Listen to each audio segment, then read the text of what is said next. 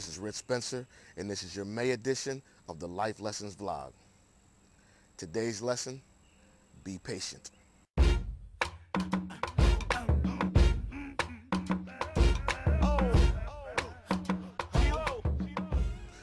All right, so be patient. What exactly is patience? Let's go to the definition real quick to get started.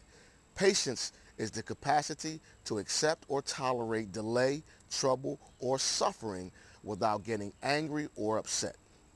Let me give it to you again. It's the capacity to accept or tolerate delay, trouble, or suffering without getting upset.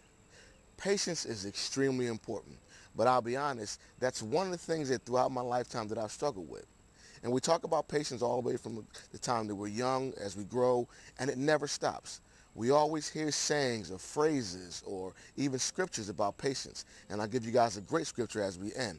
But let's talk about some of those common sayings we hear about patience. First and foremost, we often hear, patience is a virtue. Second thing we usually hear, Rome wasn't built in a day. And this is a phrase that I actually use as a personal trainer when I'm talking to my clients. Listen, we all want to be in the best shape we can be. We all want our best bodies. But we have to realize is, just as the saying goes, Rome wasn't built in a day. We didn't gain weight. We didn't get out of shape. We didn't lose our physique in one day. So it's going to take more than one day to get it back. So we have to do what? We have to be patient. And of course, we always hear, haste makes waste. And I like that one because a lot of times you see people that cut corners, try to take a shortcut, think they're going to get it done faster.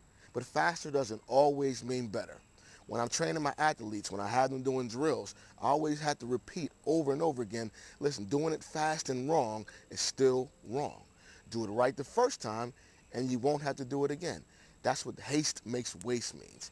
Something else I want to give you about patience. It's not something that we commonly hear. It's actually a part of the first stanza of a poem called If by Rudyard Kipling. And it's a very powerful line. It says, if you can wait and not be tired by waiting. Let me give it to you again. If you can wait and not be tired by waiting. So what does that mean? What does that mean if you can wait and not be tired by waiting?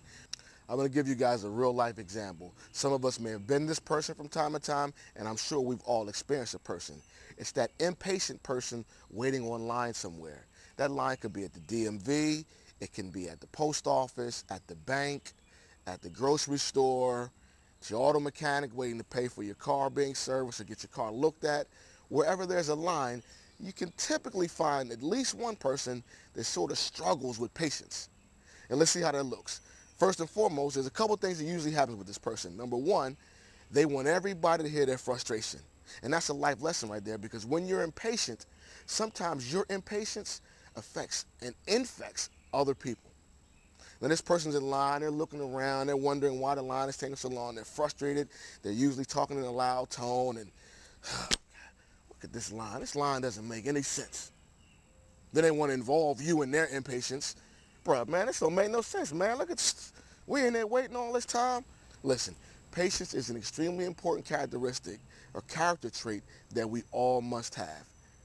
You're in line waiting somewhere. You can't control how fast the line moves. So getting upset, yelling, making loud statements, there may be derogatory against the people that are at work there, doesn't change anything. Line's not going to move any faster because you're upset or angry. Deal with it.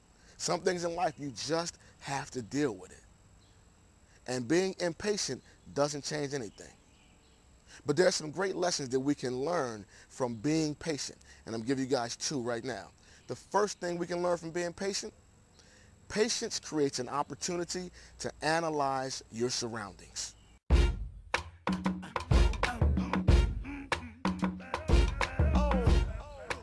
Again, patience creates an opportunity to analyze your surroundings. Let me give you guys a real life example about how patience creates an opportunity for you to analyze your surroundings from my own personal life. About a week or so ago, I was traveling on the boulevard, and at this stretch of the boulevard, there were 3 lanes. I was in the middle lane. The middle lane was starting to pick up a little bit. It was kind of hectic, you know, at that point where you're seeing more brake lights than you want to. The left lane was jam-packed, nowhere to go in the left lane. But the right lane appeared, follow me, appeared to be wide open. So I glanced over, get out of there, jumped into the right lane.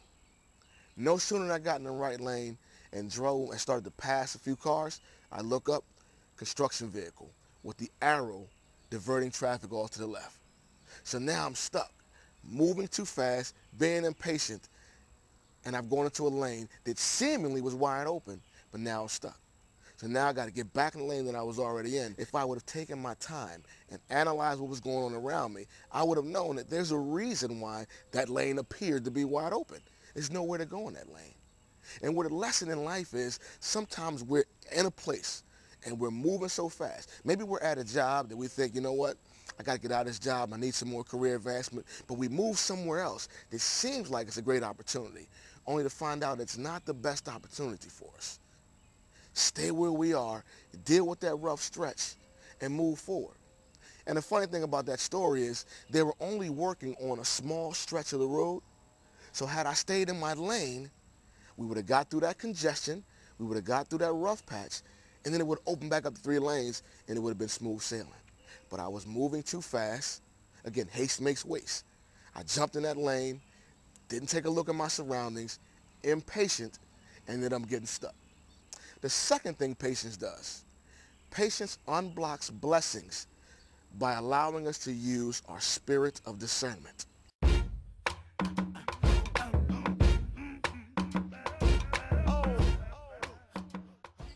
Again, patience unblocks blessings by allowing us to use our spirit of discernment. What does that mean? What are we saying there? We all have a spirit of discernment. And let's be real. I know I'm not the only person in my lifetime that's had to utter the phrase, man, I wish I wouldn't have, or I knew I shouldn't have. And we can fill in the blank with anything else. I knew I shouldn't have gone there. I knew I shouldn't have done this. I knew I shouldn't have said that. Well, as the saying goes, when you know better, you do better. When you know you shouldn't have done something, that's that spirit of discernment that's in your mind as well as in your heart telling you, don't do it. It's probably not going to work out in your favor if you do. But sometimes what do? We ignore it, we press forward, and then we end up getting stuck. But when you're patient, that allows you to slow down and utilize that God-given spirit of discernment. So now you can understand, you can hear that voice saying, Rich, don't do it. Don't go in that lane. There's a reason why nobody else is in that lane. You're not going anywhere. But I didn't. I moved over, and now I'm stuck. That spirit of discernment is extremely important.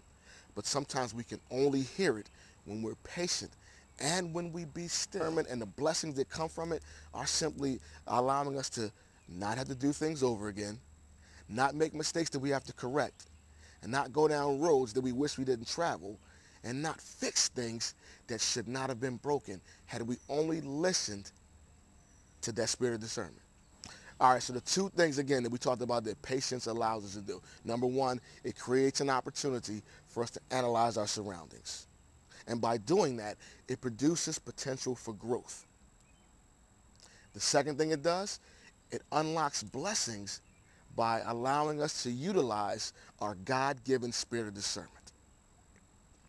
All right, so the last thing I'm going to give you about patience is a scripture that sort of sums up just how important patience is. It's found in the 1st chapter of James, verses 2 through 4. It says, my brethren, count it all joy when you fall into various trials, knowing that the testing of your faith produces patience. But let patience have its perfect work, that you may be perfect and complete, lacking nothing. Listen, patience is extremely important, and patience is an integral component to your success. Remember, if you can wait and not be tired by waiting, but more importantly, let patience have its perfect work, that you may be perfect and complete and lacking nothing. God bless.